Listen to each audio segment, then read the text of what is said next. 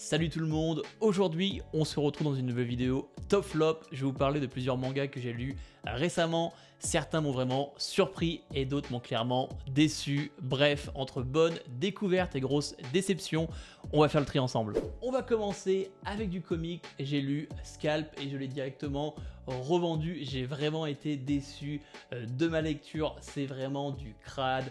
Pour du crade, le gore ne me dérange pas dans mes lectures et heureusement parce que ici il y a vraiment des moments très dégueulasses. L'histoire de Scalp, c'est une invasion de zombies, mais pas n'importe quel type de zombies, des zombies nymphomanes. Et oui, c'est exactement aussi malsain que ça en a l'air. Dans tout ce chaos, on va suivre un groupe de survivants qui vont essayer de s'en sortir. Leur objectif, c'est de survivre, ne pas se faire tuer ou pire, parce que dans cette histoire, il y a des choses bien pires que mourir ou de se faire manger, parce que voilà, c'est vraiment dégueulasse. J'ai eu beaucoup de mal avec la narration. Plusieurs fois, je me suis demandé s'il ne manquait pas des pages dans mon comic, tellement c'est nul. Et parfois, je me suis même dit, mais ce personnage-là, il est pas mort. Entre la narration et les ellipses temporelles, c'est un vrai bordel à l'image de l'histoire elle-même. Au final, les dialogues ne sont pas marquants, on ne s'attache pas vraiment aux personnages. Les zombies sont là, mais on n'a jamais vraiment d'explication sur l'origine de tout ça. Et la fin laisse clairement sur sa fin, sans jeu de mots. Pour finir, je suis déçu, pourtant j'aime beaucoup les histoires de zombies, que ce soit en jeu vidéo ou en film, mais là ça n'a pas vraiment fonctionné pour moi. Du coup je recommande pas du tout ce comic, à moins que tu veux lire quelque chose de dégueulasse, de crade, de vraiment dérangeant, sinon oublie que ce comic existe. Avant de parler du prochain manga, n'oublie pas d'aimer la vidéo, de la booster, de mettre un petit commentaire ou encore de t'abonner à la chaîne si ce n'est pas encore fait.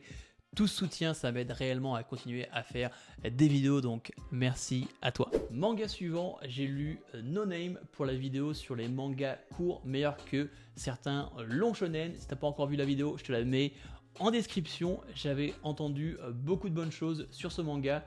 Au final, même si j'ai passé un bon moment dessus, le manga n'était pas assez bon pour figurer dans la vidéo. Ce que j'ai préféré dans No Name, c'est clairement son concept. Dans cet univers, le gouvernement attribue à chaque personne un nom dès sa naissance et ce nom détermine le pouvoir surnaturel qu'elle possédera toute sa vie. C'est une idée vraiment originale. Elle permet d'imaginer énormément de possibilités, aussi bien pour les combats que pour la construction de l'univers. On suit un duo qui travaille pour une police spéciale, une police chargée des affaires liées à ces noms et à leur pouvoir. Dès le premier chapitre, le manga montre tout le potentiel de ce concept à travers différentes enquêtes et situations, et très vite on a envie d'en savoir plus sur cet univers et sur son fonctionnement et sur la manière dont cette société est construite autour de ce système. Malheureusement, c'est aussi là que se situe ma plus grande déception. Le concept est génial, mais j'ai souvent eu l'impression qu'il n'était pas exploité à son plein potentiel. L'univers introduit beaucoup d'éléments intéressants, mais sans vraiment prendre le temps de les développer. J'aurais aimé en apprendre davantage sur le fonctionnement des noms, sur l'organisation qui les surveille et sur les conséquences que ce système a sur la société. Le manga donne souvent envie d'en savoir plus, mais passe rapidement à autre chose. L'autre gros point fort du manga, ce sont les dessins. Je les ai trouvés vraiment très réussis. Il y a vraiment une vibe particulière, il a vraiment son propre dessin. Les traits sont vraiment détaillés, c'est dynamique, la lecture est vraiment agréable. Le chara-design est aussi très réussi. Certains personnages sont vraiment mémorables visuellement et dégagent une vraie personnalité. J'ai notamment beaucoup aimé le chara-design des chiens. Il y aura plusieurs chiens dans le manga et il y en a un avec des lunettes. J'adore son style de combat et même son design. Aussi ceux des ours sont vraiment très réussis. Les combats sont aussi très faciles à suivre. C'est hyper dynamique. Les pouvoirs liés au nom permettent des affrontements assez originaux et plutôt créatifs. Même si le système aurait pu être développé davantage, il reste suffisamment pour rendre les scènes d'action divertissantes. Le vrai problème du manga, selon moi, vient de son rythme et de sa construction. J'ai vraiment l'impression que le mangaka avait prévu une histoire plus longue que 2 tomes. Le début met en place plusieurs éléments intrigants et laisse penser à une intrigue plus ambitieuse, mais très vite le récit enchaîne les petites histoires sans prendre le temps de développer les personnages ni les enjeux principaux. Certains éléments semblent importants pour la suite mais ne sont jamais réellement développés. Cette impression est encore plus forte dans le dernier tome, je trouve. La conclusion arrive très vite, on sent que l'auteur a dû accélérer son récit, beaucoup de choses sont résolues rapidement et certaines intrigues manquent clairement de développement. La fin n'est pas catastrophique, mais elle laisse un vrai goût d'inachevé et donne surtout l'impression que le manga n'a pas pu exploiter tout son potentiel. Au final, No Name reste une lecture agréable grâce à son concept original, ses dessins de qualité et ses combats efficaces, mais le manque de développement de l'univers et sa conclusion précipitée l'empêche de devenir un manga vraiment marquant. C'est dommage parce qu'avec quelques tomes supplémentaires, il aurait pu devenir une excellente série courte. Next, j'ai lu Mob Psycho, c'était une sacrée lecture, je ne me souviens pas avoir autant forcé pour terminer un manga et pourtant je suis allé jusqu'au bout parce qu'il y avait quelque chose là-dedans qui méritait d'être vu. De quoi ça parle? On va suivre Shigo Kayama, surnommé Mob, un adolescent timide avec des capacités psychiques hors normes, mais son objectif n'a rien d'héroïque, il veut juste vivre une vie normale, apprendre à contrôler ses émotions pour ne pas perdre le contrôle de ses pouvoirs. Son mentor Reigen le résume très simplement dès le départ: devenir la meilleure version de soi-même. Et Mob Psycho, ce n'est pas juste un shonen de combat et d'esprit, c'est surtout l'histoire d'un gamin qui grandit au contact des autres. Tout au long du manga, Mob est décrit comme une page blanche, quelqu'un qui doit encore devenir quelqu'un, et c'est là que réside la vraie force du personnage. Là où les autres s'appuient sur leur pouvoir pour se sentir supérieur, Mob, lui, cherche à être comme tout le monde, à s'intégrer, à comprendre qui il est vraiment. C'est ça qui rend son évolution touchante. La fin, d'ailleurs, est parfaite. Pas parce que elle se passe bien pour le héros, mais parce qu'elle reste totalement fidèle au message de l'histoire, et ça, c'est rare. Ce que j'ai aimé, c'est l'humour de One, ça fonctionne très bien ici. Les visages sont absurdes, le comique de situation, les moments complètement what the fuck, c'est sa signature et ça marche. Moi, je suis vraiment le public pour ce genre d'humour.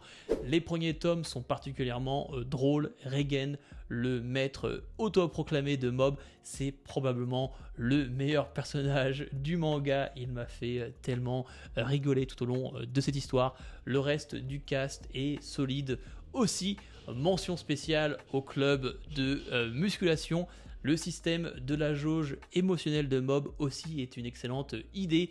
Plus il est stressé, plus elle monte et à 100%, il perd totalement le contrôle et les derniers arcs exploitent ça de manière vraiment impressionnante. La fin du manga, c'est limite du Dragon Ball, c'est de la puissance, c'est du gros combat bien vénère. Par contre, ce qui coince, c'est le dessin. D'abord, soyons honnêtes, dès les premiers tomes, c'est très basique, parfois même un peu déstabilisant. Certaines scènes comme celle de l'école m'ont tellement fait rigoler parce que c'est tellement basique, tellement enfantin que limite même moi j'aurais pu dessiner l'école. Le dessin s'améliore par la suite, mais c'est vrai que quand on a l'habitude de Murata au dessin pour One Punch Man, et bah le contraste fait réellement mal. Un autre point faible, je trouve, c'est que le rythme est assez irrégulier. Il y a des longueurs, des arcs secondaires qui n'avancent pas beaucoup et une structure un peu étrange. Le grand antagoniste, il arrive tard, puis longue accalmie, puis accélération finale. Le verdict, après ça, j'ai regardé le premier épisode de l'anime et franchement, aller directement sur l'anime. L'animation elle est excellente, l'humour fonctionne encore mieux et les combats sont spectaculaires. J'ose même pas imaginer la fin du manga en animé, ça va être juste une pure tuerie. Je recommande Mob Psycho aux fans de One et de son humour, avec encore une fois un protagoniste surpuissant. Pour les gens qui auraient envie de lire le manga, force à vous parce que ça va être un sacré challenge. À la deuxième position, on va retrouver le manga Tankshare et dès le début de ma lecture, j'ai retrouvé cette vibe à la Dorohedoro, un monde crasseux, violent, totalement chaotique. Dans cet univers, les Tara sont un duo d'assassins réputés. Le grand frère Nagi était un combattant hors pair jusqu'à ce qu'il soit grièvement blessé à la tête en protégeant sa petite sœur. Désormais dans un fauteuil roulant et dans un état végétatif, il ne retrouve sa conscience et sa puissance que lorsqu'il ressent une intention de tuer dirigée contre lui. Pour tenter de lui rendre ses pleines capacités, sa petite sœur accepte les missions les plus dangereuses. Son objectif, provoquer cette pulsion de meurtre qui ramène son frère à lui. Oui, le concept d'un assassin handicapé par la violence est aussi absurde qu'il en a l'air, et pourtant le manga en fait quelque chose de vraiment unique. Ce que j'adore particulièrement, c'est cette idée de pulsion meurtrière. C'est elle qui sort le protagoniste de sa torpeur et qui le rend d'autant plus fort que l'intention est intense. C'est un concept brillant, mais surtout c'est très bien exploité. Il est décliné de plusieurs façons au fil du récit, ce qui évite toute redondance et rend chaque combat totalement imprévisible. Au premier abord, le manga ressemble à un concentré de folie, des combats ultra violents, une mise en scène excessive et une idée de départ complètement improbable, mais derrière ce chaos se cache une histoire étonnamment touchante, centrée sur les liens fraternels. La relation entre Shizuka et son frère apporte une vraie profondeur émotionnelle et donne du poids à chaque affrontement. Visuellement, Tankshare c'est une folie. Le dessin il est nerveux, détaillé, immersif. Il retranscrit aussi bien la brutalité des combats que l'étrangeté de l'univers. Les designs des personnages sont particulièrement réussis. Chacun possède une identité forte et un style de combat bien distinct, et c'est encore plus impressionnant quand on sait que le mangaka travaille seul avec un rythme de publication toutes les 2 semaines. Au vu de la qualité graphique, c'est une vraie dinguerie. Le mec, il est vraiment trop fort. Un des aspects les plus intéressants, ce sont les inspirations de l'auteur. Le mangaka s'appuie clairement sur le monde des Jeux paralympiques. Certains Tankshare sont inspirés de fauteuils roulants réels, repensés de manière créative pour des combats extrêmes. Ce souci de détail apporte une dimension presque réaliste à un concept pourtant tellement délirant. Le casting est un autre point fort du manga. Les personnages sont hauts, en couleur, imprévisibles mais jamais creux. Ils marquent autant par leur personnalité que par leur présence. On retrouve aussi une vraie dynamique de duo qui rappelle Dorohedoro, avec une alchimie qui fait le sel de l'histoire. Et bien sûr, impossible de ne pas mentionner, le manga propose son lot de femmes musclées, charismatiques, qui est mémorable. Ça rappelle vraiment Dorohedoro. Ce qui fait la force de Tankshare, c'est son équilibre parfait, violent mais émouvant, absurde mais cohérent dans sa logique interne, spectaculaire mais sincère. Le manga assume totalement son identité et va au bout de ses idées. Si tu aimes les univers déjantés à la Dorohedoro, les scènes d'action intenses et créatives, les personnages originaux et marquants, les histoires centrées sur les liens familiaux ou simplement les personnages badass, alors Tankshare mérite clairement ton attention. Conclusion, au final, difficile de ne pas apprécier ce manga. C'est une œuvre audacieuse, atypique et étonnamment touchante. Une pépite encore trop méconnue. J'ai lu les 6 premiers tomes, je crois, si je ne me trompe pas. L'histoire est encore en cours. Peut-être que je dis des conneries, mais ça, dites-le moi en commentaire.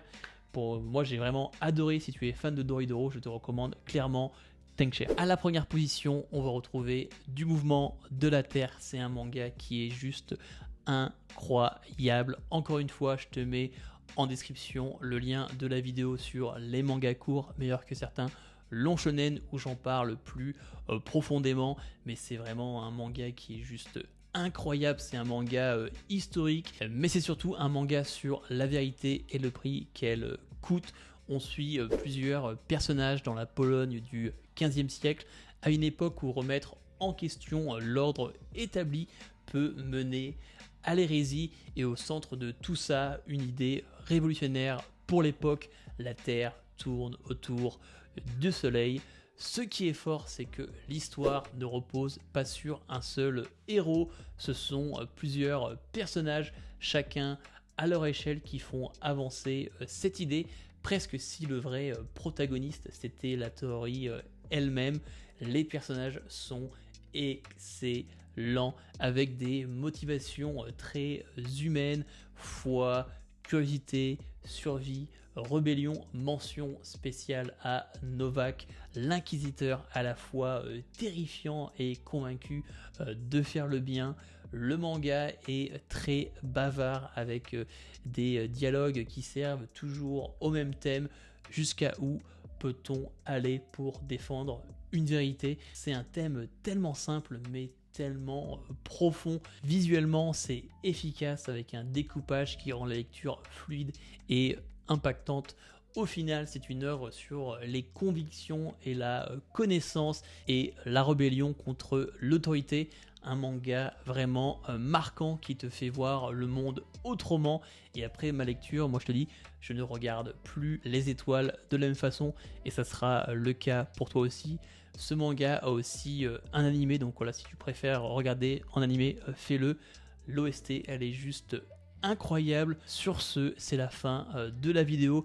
Comme d'habitude, n'oublie pas d'aimer, de booster, de commenter. La dernière vidéo a extrêmement bien marché. Merci à vous tous, ça fait vraiment plaisir. C'était Erdaxel. On se voit dans la prochaine vidéo. Peace!